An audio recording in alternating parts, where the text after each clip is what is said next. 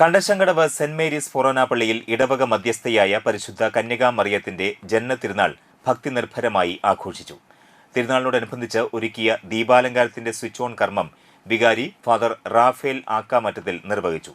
തിരുനാൾ തിരുക്കർമ്മങ്ങൾക്ക് father Jose Chalakkal മുഖ്യ കാർമ്മികനായി. Father ഷോൺസൺ ആക്കാമറ്റത്തിൽ തിരുനാൾ സന്ദേശം നൽകി. തിരുനാളിനോടനുബന്ധിച്ച് ലതീഞ്ഞ് നൊവേന, രൂപം എഴുന്നള്ളിച്ചു വയ്ക്കൽ, ജപമാല പ്രദക്ഷിണം, തിരുനാൾ ഊട്ട് എന്നിവയുമുണ്ടായിരുന്നു.